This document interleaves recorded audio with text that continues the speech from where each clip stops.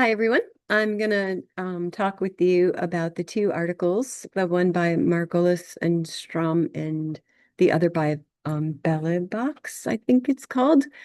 Um, it was hard for me at first to distinguish much differences between the two studies because they're both about teacher leadership and they both agree on quite a few elements of teacher leadership. I could see where they agree that the measurement for success of teacher leadership is difficult.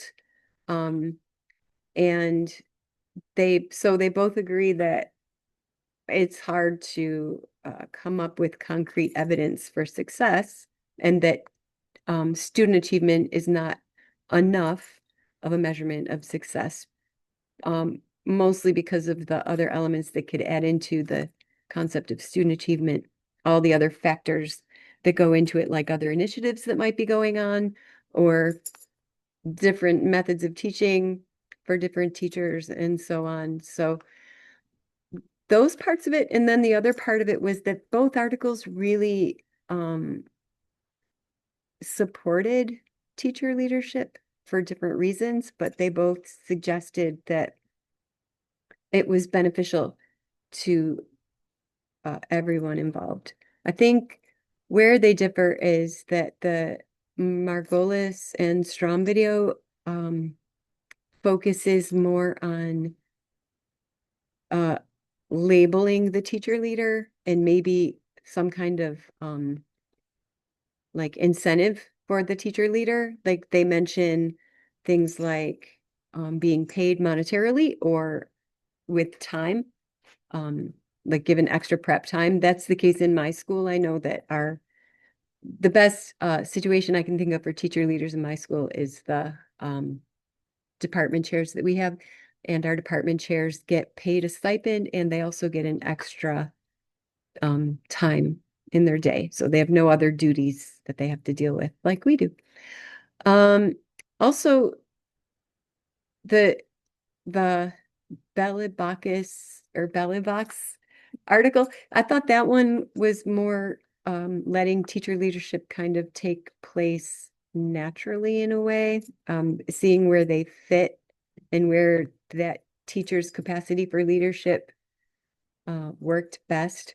I've also noticed that the Margolis and Strom article seemed to take more of a linear approach, where they sort of measured a little bit more over time, while one of the weaknesses in the Balabakis article, I think, that they even talk about is that it's a cross section of the study. So it's hard to make a connection of causality in that particular article. Um,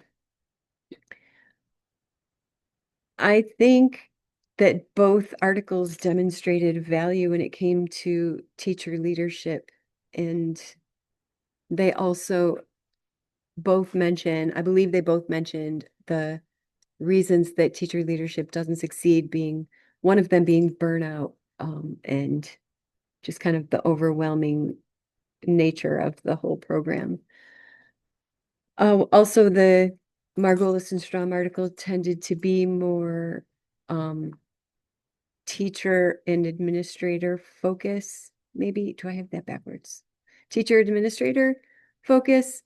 The other article, Balabak's article, was more like administrators as a learning leader focus. So the administrators themselves have their focus on learning, and then hopefully that kind of drops down into teachers being inspired and wanting to lead other teachers and their classes in a learning leadership style, like things like mediators and working with agency and capacity for the teachers. I found two articles that support this that I picked, but there are loads of articles out there. I'm sure that you all found a ton as well.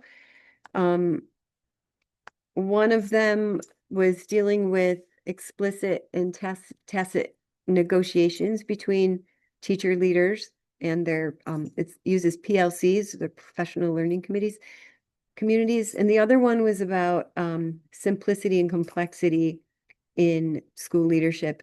And I'll attach them both to this post, but one of the things I really thought was fascinating or compelling in the Bella Box article was their use of the word chaos and how the feedback loops work from the chaos, and that the chaos is not necessarily a bad thing, but that you use what you learn from the chaos and the feedback and the assessments and so on to kind of tweak and adjust as a constant and ongoing method for leadership.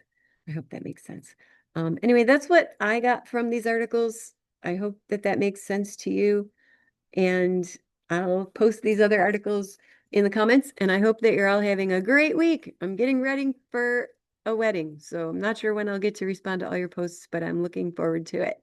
I'll talk to you soon. Bye.